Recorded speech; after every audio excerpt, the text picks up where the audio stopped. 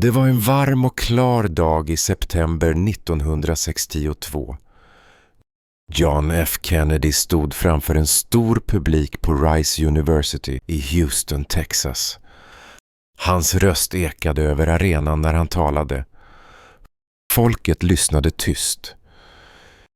Vi väljer att åka till månen när det åker till månen, Jan, sade han. Inte därför att det är enkelt, utan därför att det är svårt. Orden var enkla, men de väckte hopp och tvivel.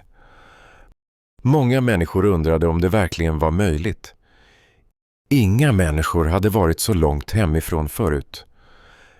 Men presidentens löfte var tydligt. USA skulle skicka en man till månen och föra honom tryggt tillbaka till jorden innan detta decennium var slut. Vid NASAs huvudkvarter rådde det febril aktivitet. Människor kom och gick i korridorerna. På kontor och laboratorier låg ritningar, böcker, kaffe och verktyg överallt. Jan, en ung ingenjör, satt framför ett stort bord. Hon studerade ritningarna till Saturn 5-raketen. Med penna i hand drog hon tunna, noggranna linjer. Hennes kollega Tom kom in, la en hand på hennes axel och sade: Kom, du måste se senaste testet. Jane följde med Tom till ett stort rum fyllt med skärmar och blinkande lampor. På en av bildskärmarna syntes raketen Saturn 5 i miniatyr. Den nya raketen var enorm. Ingen hade tidigare byggt något liknande. Från början visste de inte om det skulle fungera. Men nu visste alla att det var nödvändigt. För att kunna sända människor till månen behövdes en raket som var både stark och stabil. Tekniker och ingenjörer arbetade dag och natt. Vissa höll på med raketens motorer. Andra testade nya material som skulle tåla värmen under uppskjutningen. Astronauterna tränade hårt. Neil Armstrong, Buzz Aldrin och Michael Collins var bland dem som valt ut till uppdraget. I en stor bassäng övade de att arbeta i rymddräkter. Rörelserna var tunga och långsamma. De lärde sig hur man skulle leva i tyngdlöshet. Det är svårt att röra sig, sade Neil med ett leende, men vi blir bättre varje gång. I kontrollrummet satt datatekniker med lurar på huvudet. Skärmar med grafer och siffror blinkade hela tiden. Ibland hördes oro i deras röster. Något kunde gå fel när som helst. Men varje dag löste de problem. De kämpade mot tiden. Presidentens ord pressade dem att arbeta snabbare men också noggrannare. Ute på fältet stod Saturn 5 på en stor startplatta. Byggnader och kranar runt omkring såg små ut jämfört med raketens höjd. Ingenjörer gick omkring nere på marken, såg uppåt och svettades i värmen. De visste att det var mycket som stod på spel. Många drömde om att vara de första att se jorden från rymden. Många oroade sig också för vad som skulle kunna hända om något gick snett. NASAs direktör, James Webb, satt vid sitt skrivbord och bläddrade i rapporter. Varje dag frågade han: Vad har vi lärt oss? Vad kan vi förbättra? Alla ville lyckas. Alla visste att det krävdes samarbete och mod. Arbetet var hårt, men hoppet var större. 16 juli 1969 var det tidig morgon på Cape Kennedy. Luften vibrerade av förväntan. Neil Armstrong, Buzz Aldrin och Michael Collins satte sig i sina rymddräkter innan gryningen. De skojade tyst med varandra, men ingen kunde dölja sin nervositet. I korridoren stod teknikerna samlade. Jane stod längst bak, höll hårt i sin kaffe och såg mot raketen genom fönstret. På landningsbanan glittrade Saturn 5 i solskenet. Den var vit och enorm mot den blå himlen. Armstrong såg på sina kamrater och log. Vi är redo, sa han tyst. En buss tog astronauterna till raketen. De steg upp för den höga trappan mot luckan. Vinden blåste lätt. När dörren stängdes om dem hördes bara fläktarna och egna andetag. De satte sig i sina säten, spände fast sig och gick igenom checklistan. Nere i kontrollrummet stirrade Jane och Tom spänt på skärmarna. Varje lampa, varje indikator, varje ord från astronauterna var viktigt. Tystnaden i rummet var tung.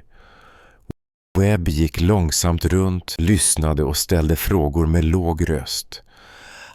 Alla visste att ingenting fick gå fel nu. Startsekvensen började nu.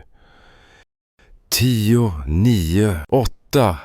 Nedräkningen ekade i högtalarna och hjärtan slog snabbare. Jane såg på displayen när motorerna startade. Skakningarna började. Flamman under raketen var som en sol. Saturn 5 lyfte långsamt från marken, blev snabbare och lämnade jorden med ännu en stöt. Moln av rök och eld dolde allt för en stund. Armstrong tittade ut genom sitt lilla fönster.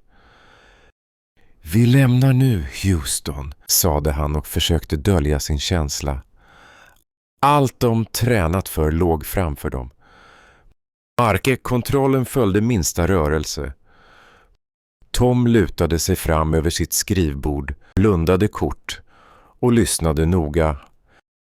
Tryck och bana ser bra ut. Efter några minuter var raketen ute ur atmosfären. Vikten försvann från astronauternas kroppar. Hur konstigt det kändes att sväva, att höra datorns lugna pip och maskinernas surr. Alla system kollades. Saturn 5 släppte loss sin första och sedan andra sektion. Bränslet brann snabbt slut. Delarna föll tyst av mot jorden långt under dem. Rymdskeppet Apollo 11 fortsatte sin färd med stadig fart. 2 dagar i rad arbetade besättningen med rutiner. Kontrollera instrument, lyssna på Houston, ta på sig rymddräkter och äta små bitar mat i förpackning. Ibland tittade de ut på jorden som nu bara var en blåvit kula i fjärran. De turades om att vila. Sovandet var svårt med så mycket ljud och rörelse. Ibland uppstod spänning. Collins var tystlåten, koncentrerad på sitt, medan Aldrin inte kunde sitta stilla. Det känns som att tiden går långsamt, sade han. Armstrong log och svarade: Det gör inget, vi har väntat länge på det här. Så nådde de ett avgörande steg, att gå in i bana runt månen. Manövern var svår och behövde stor precision. Armstrong dubbelkollade koordinater. Allt måste stämma. Rymdskeppet vred sig långsamt och en kort stund blev allt tyst. Månen syntes stor utanför fönstren, grå och gåtfull. Houston viskade instruktioner i hörlurarna. De följde varje ord, handlade med snabba men säkra rörelser. Den 20 juli 1969 vaknade Armstrong och Aldrin tidigt. Kapseln kretsade nu tätt runt månen. De granskade checklistorna en sista gång. Allt måste vara korrekt innan de kunde ta sig till månlandaren Eagle. Collins tittade på dem från sin plats i kommandomodulen. Han log försiktigt. Lycka till, grabbar, sade han i mikrofonen. Armstrong nickade bara. Armstrong och Aldrin kröp långsamt in i Eagle genom en trång passage. De testade spakar och knappar. Luften kändes annorlunda. Det var trångt och tyst i kabinen. Houston, Eagle redo för separation, sade Armstrong. Ett metalliskt ljud hördes när Eagle lossnade. Plötsligt svävade de ensamma över den döda grå ytan. De började sin långsamma färd mot ytan. Motorn på Eagle surrade svagt. Armstrong stirrade ut genom fönsterluckan. Markytan kom närmare för varje sekund. Stenblock och kratrar dök upp. Eagle började skaka och instrumenten larmade om bränsle. 31 alarm, sa Aldrin, rösten darrade. Chicago i kontrollrummet blev tyst för några sekunder. Den är fortfarande okej, sa Houston lugnt. Armstrong fokuserade på det grå landskapet under dem. Han letade febrilt efter en platt plats att landa. Hjärtat slog fortare. Bara några sekunder bränsle kvar. Så sänkte modulen sig lugnt till slut i Mare Tranquillitatis, eller stillhetens hav. Allt var tyst, bara Armstrongs andetag hördes. Houston, basen här. Eagle har landat, sade Armstrong med en röst full av lättnad. De båda astronauterna satt länge tysta. Ingen sa något. De andades djupt och såg på varandra. Fötterna vilade på månens yta genom golvet. Ingen av dem ville fatta vad som just hade hänt. Efter en stund gjorde Armstrong sig redo. Han krängde på sig hjälmen och dräkten. Kameror fixades, allt för att världen skulle kunna bevittna ögonblicket. Luckan öppnade sakta ut mot grå damm. Rymddräkten knastrade mot metallen. Armstrong klättrade ner stegen steg för steg. Alla på jorden höll andan. Kameran skickade bilder hem till jorden. Armstrong satte sin fot på månens yta. Damm yrde runt skon. Han sa sakta: detta är ett litet steg för en människa, men ett jättesteg för mänskligheten. Hans röst ekade genom radiosignalerna. Aldrin följde snart efter, stel av spänning, men med ett brett leende. Vilken vacker utsikt, sa han och såg ut över den ödsliga vidsträckta ytan. Ingen vind, inga färger, bara månggrått ljus. De började genast arbetet. Armstrong bar på instrument. Aldrin plockade små stenar och la i påsar. De traskade försiktigt, hoppade ibland som barn. Ytan var mjukare än de trott. Plötsligt tog Aldrin fram flaggan. De tryckte ner den i dammet medan markkontrollen hurrade i deras hörlurar. Flaggan ville inte stå rakt, men till slut fick den fart i den tunna atmosfären. Armstrong monterade en vit box på marken, en seismograf.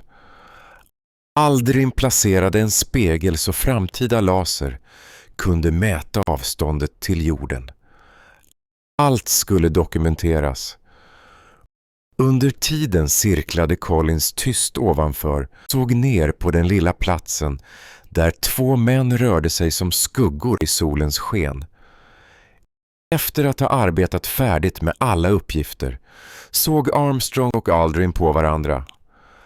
De var trötta men fyllda av stolthet.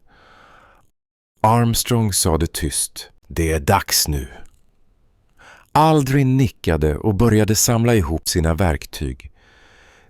Deras spår syntes tydligt i det grå dammet. De visste att fotstegen skulle finnas kvar där i tusentals år. De gick mot Eagle och tog ett sista ögonkast på landskapet. Aldrin stannade vid stegen och vände sig om. Jag undrar om någon kommer tillbaka någon gång. Armstrong lutade handen mot modulen och suckade. Kanske, men vi var de första. De klättrade försiktigt upp i månlandaren och drog igen luckan med ett klick. Inne i kabinen tog de av sig att hjälmarna och drog djupa andetag. Luften var annorlunda här, fylld av ett svagt lukt av metall och plast. De såg tysta ut genom det lilla fönstret, såg flaggan vaja svagt i den statiska luften. Från jorden kom ett svagt brus, applåder och glada rop hördes i deras hörlurar. Houston kontaktade dem. Ni är klara att lyfta när som helst. Armstrong tryckte på några knappar. Motorerna surrade till liv. Plötsligt lyfte Eagle, lämnade månytan bakom sig med ett moln av damm. De såg hur platsen där de just stått blev mindre och mindre. Aldrin hade tårar i ögonen men sa inget. I flygningen tillbaka var det tyst och koncentrerat. De närmade sig snabbt kommandomodulen Columbia, där Collins väntade ensam i sin bana. Collins ropade, jag ser er. Återföreningen gick snabbt och precist. Armstrong och Aldrin flyttade sig tillbaka till Columbia i prover och filmer. Tillsammans var de nu 3 igen. De omfamnade varandra klumpigt i sina dräkter. En känsla av lättnad fyllde hela kabinen.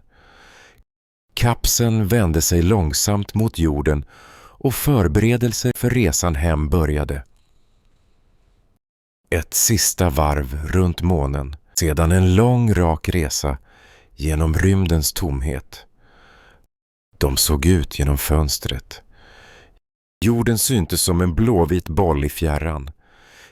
Tiden gick långsamt men ingen klagade.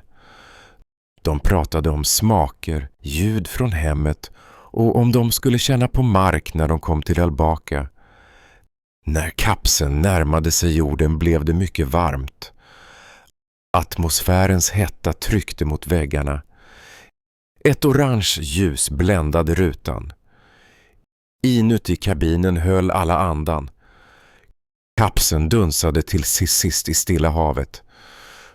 Vågorna slog mot den.